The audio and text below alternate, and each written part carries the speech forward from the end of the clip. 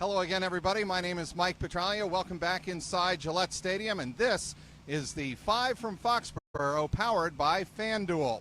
The Patriots here on Thursday night were shocked by the Kansas City Chiefs 42-27 on what was supposed to be a celebratory night for Robert Kraft and everybody associated with the New England Patriots. Certainly the pregame ceremony turned out like everybody hoped it would, with the fifth banner being unveiled high above the south end of Gillette Stadium.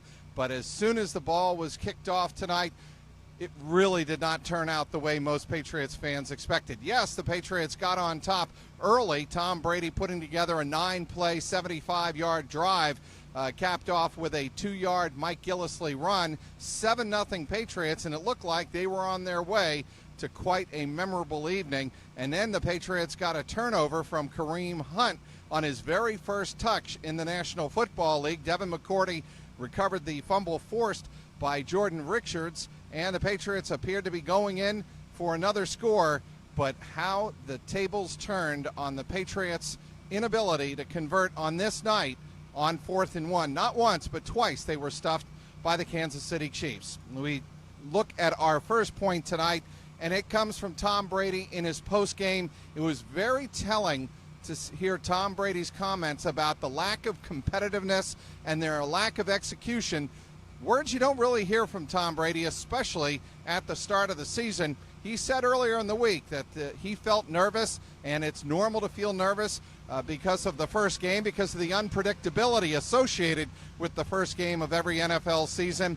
Well, he had reason to be nervous here on Thursday night without Julian Edelman, of course, who was out with an ACL tear for the rest of the year. Malcolm Mitchell placed on injured reserve before the game began. He also has a knee issue. And Danny Amendola suffered a head injury in the fourth quarter of this game. He did not return. Amendola wound up with 6 catches for 100 yards, but Tom Brady was not himself. He couldn't connect several times on openings down the field. He missed on Brandon Cooks deep in the fourth quarter.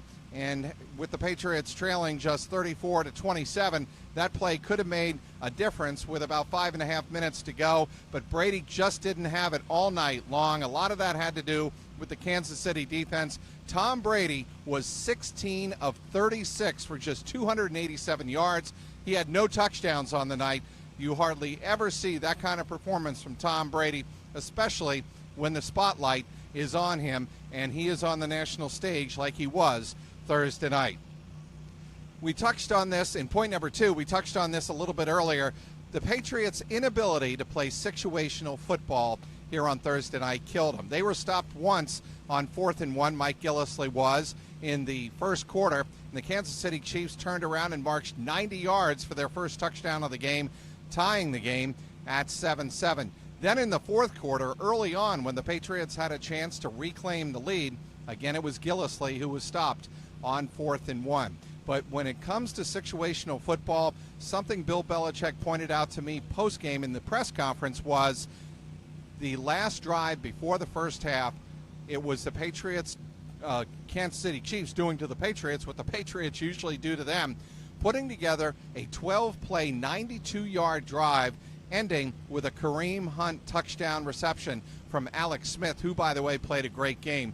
Kareem Hunt, after fumbling the first touch of his NFL career, responded with 3 touchdowns, 2 receiving, and 1 on the ground. But that one before halftime was really a killer, as the Patriots hoped to be going in with a 10-point lead. Instead, the Chiefs were within 17-14 at the half, and you could sense the nerves here inside Gillette Stadium that this was not going to be a rout of Kansas City. Third point we're going to get to now is the Patriots' defense and their inability to stop the big play. We saw it in the preseason when the Patriots gave up 3 big plays apiece in the first 2 preseason games against Jacksonville and the Houston Texans. Well, that beast reared its ugly head again here on Thursday night as the Patriots gave up touchdown passes of 75 and 79 yards. The 75-yarder is a touchdown that a lot of people will talk about after this game. It was a Tyreek Hill go route past Stephon Gilmore, who apparently was confused about the coverage the Patriots were in. He stopped.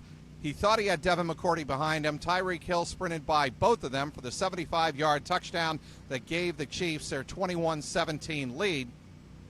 And then in the fourth quarter, it was Kareem Hunt going down the middle of the field. Cassius Marsh, a newcomer to the Patriots defense, was in coverage, and Hunt easily outran him for the 79-yard touchdown that really helped the Chiefs put away the game in the second half. The Patriots obviously are going to have to find some answers, not only in the pass rush, but in preventing the big plays that not only bit them in the preseason, but certainly affected them here on Thursday night. Point number 4 here on Thursday night, the injury bug. Now, we don't want to overreact to this too much, but it was the center of the Kansas City Chiefs falling on the right knee of Donta Hightower in the third quarter. And why that's very important is Hightower is absolutely the linchpin of the Patriots defense. They can't afford to lose him for any extended period of time. He went to the blue tent.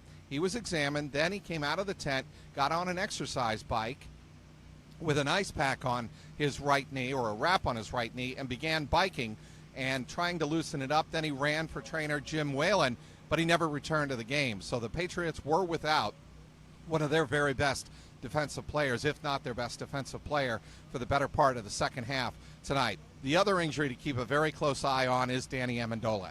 He left the game in the fourth quarter with a head injury. He went through concussion protocol. He was not permitted to return. He finishes the game 6 catches and 100 yards.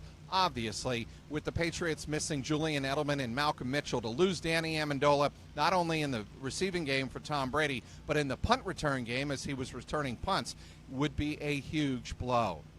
And the fifth point we'll get to, obviously we have to spend some time talking about the pregame ceremony, the 5th banner being unveiled here at Gillette Stadium on Thursday night. It was quite the spectacle. Flo Rida performed in the South End stage for about 5 to 10 minutes, putting on quite the show, playing a lot of his hits.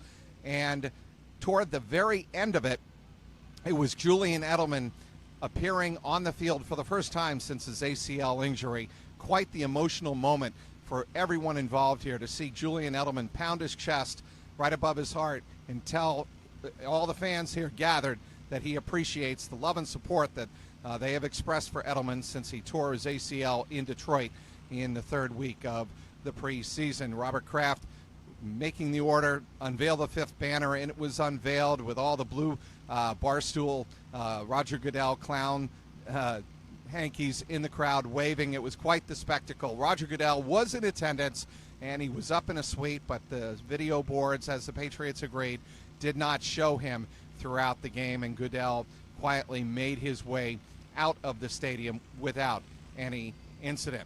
Well, it's a wrap here at Gillette Stadium. The final, again, the Patriots fall in their season opener. The first time in the 5 times that they have unveiled a banner in prime time that they have actually lost the game. They lose to the Kansas City Chiefs by a score of 42-27. Bill Belichick saying after the game, we have a lot of problems to fix before we take on the New Orleans Saints in 9 days. And indeed, they do. We'll have complete coverage on CLNSradio.com and, of course, on CLNS Media. Inside Gillette Stadium, this has been the 5 from Foxborough, powered by FanDuel. I'm Mike Petraglia, CLNS Media.